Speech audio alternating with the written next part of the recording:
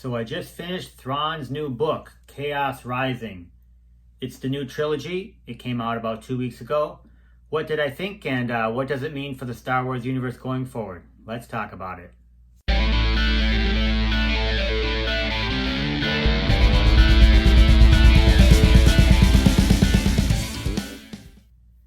So this video, I'm going to talk about this book, the other Thrawn trilogy, and Rebels, and the latest movies. So there's massive spoilers. So if you don't want to hear anything or know anything, and you want to read the book for yourself, then definitely pause the video and come back in a couple weeks after you've done that. Although I guess that'd be a lot of binging of a lot of different things. But if you're ready to talk about it, then definitely you're in the right place. Brief synopsis on it all. Timothy Zahn, the author, wrote the original Thrawn trilogy, or the Heir to the Empire trilogy, way back in the 1990s. They hired him back in 2018. He wrote 3 books, Thrawn Alliances, and Thrawn Treason. I'll give you a brief synopsis of those and then talk more about this book, and then talk about really what I think and it means for the Star Wars universe going forward. So Thrawn, that book basically is the Empire. It takes place, I'll throw up a graphic here.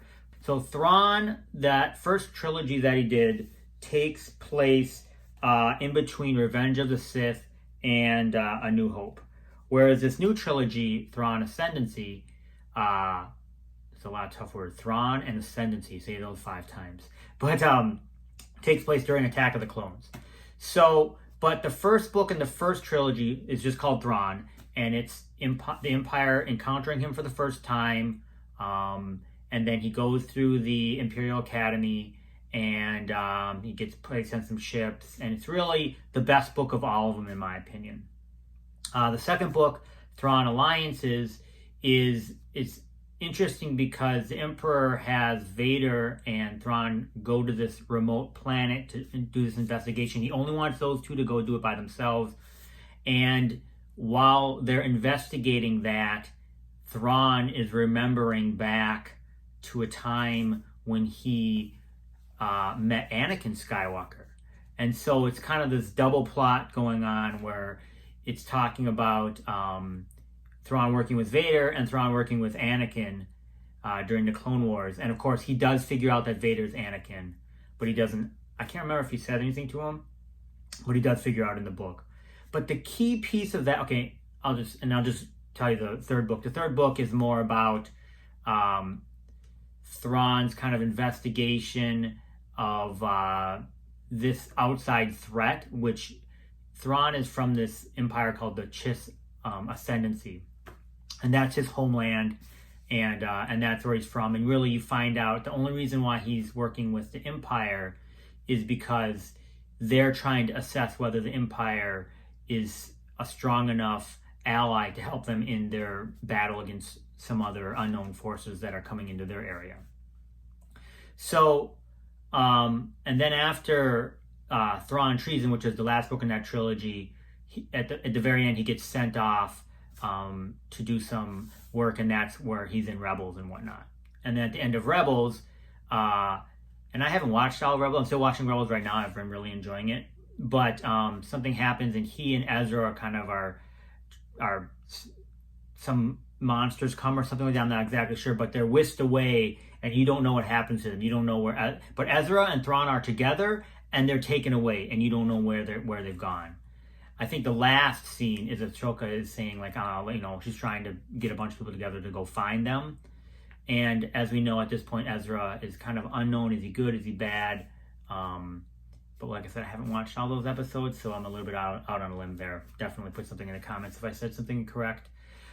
So more specifically, let me go back to the second Thrawn book, which is called Thrawn Alliances. Obviously, it's this alliance between him and Vader as they walk around. So they basically do this mission, and in the end, they find that there's these 10 children that are being kept in this, kind of like in sleeping status, and all those kids are part of the Chiss Ascendancy, and they have Force abilities, and that's why Vader, the Emperor, etc., is interested. Now, they end up sending the kids all back to the Chiss Ascendancy, and you learn that the Chiss use these kids from ages around 8 or 9 till about 14 as their navigators.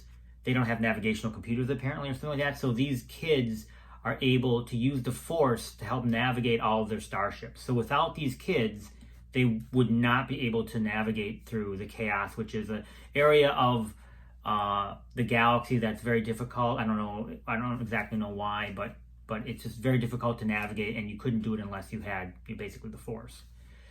But apparently, once the kids get older, around 14 or 15, they lose their ability, and so then they kind of just become adults and they end up doing something else.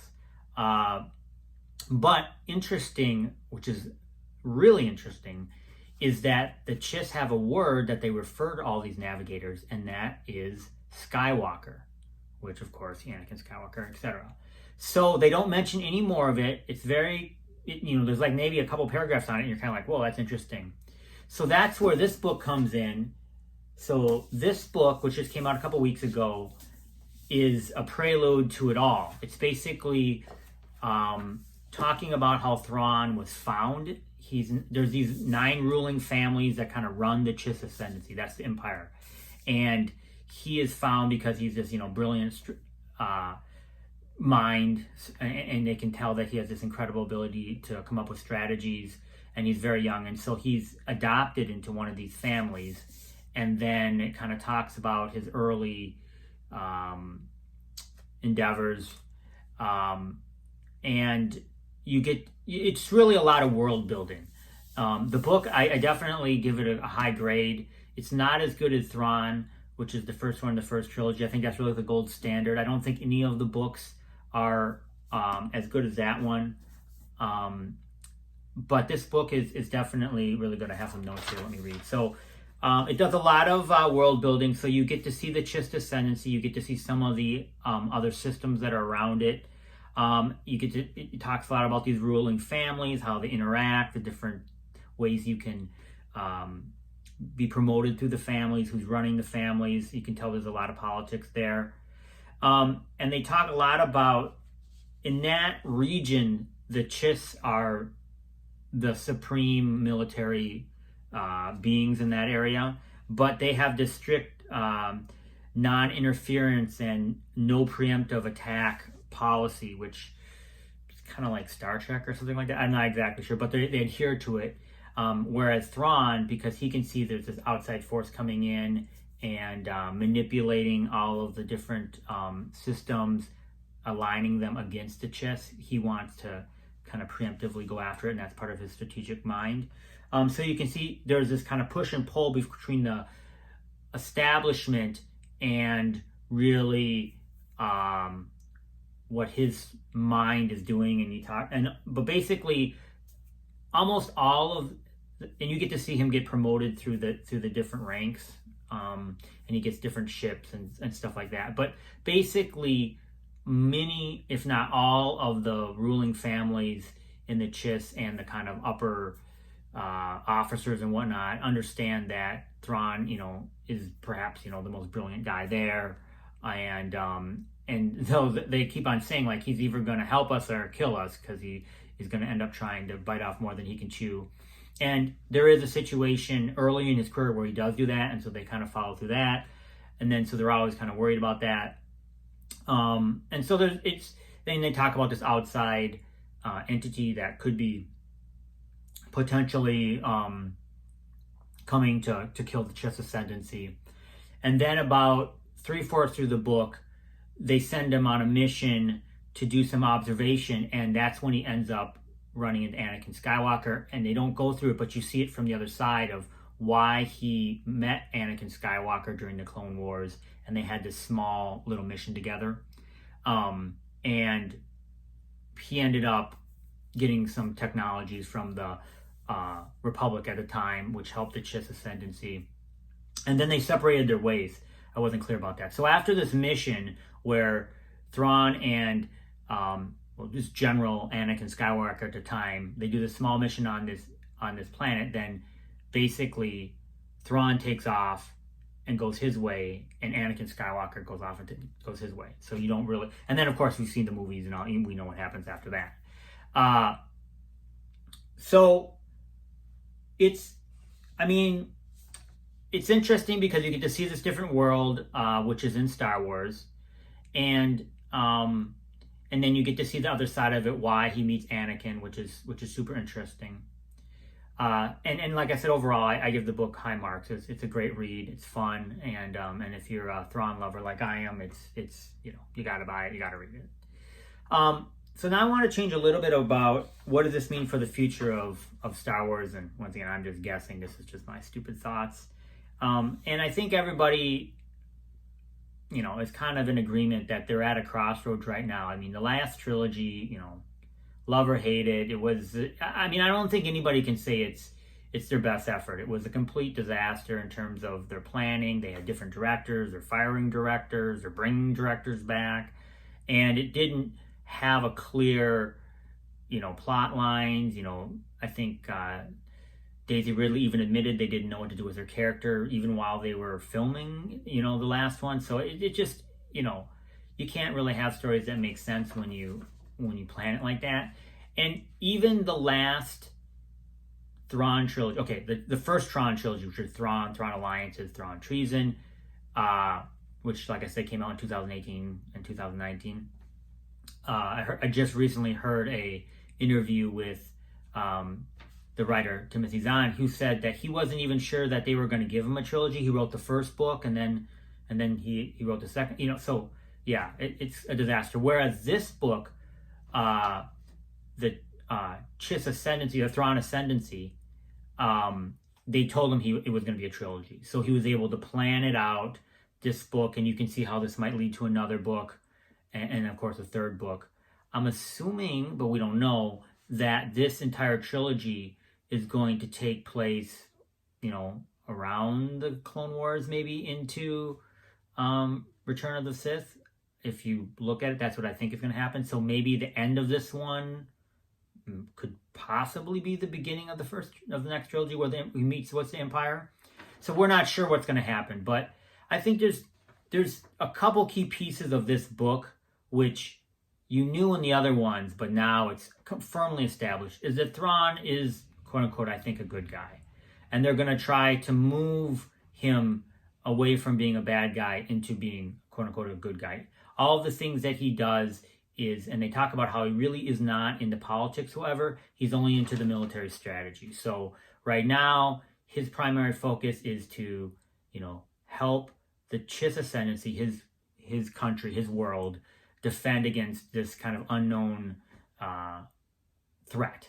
And so whether that's, working with the Empire, working with anybody, it's whoever he needs to in order to form whatever allies he can to help them fight that. So in him being part of the Empire is not he's a bad guy. I think with The Mandalorian, you've seen that Disney and Star Wars can survive when the protagonist is not a force-wielding person. And I think we might see more or less of that, but does that mean they could do a Thrawn show? Sure. Does that mean they could have Thrawn as, as its own movies? I don't know, but he's certainly a big character. They paid multiple trilogies. It's all canon.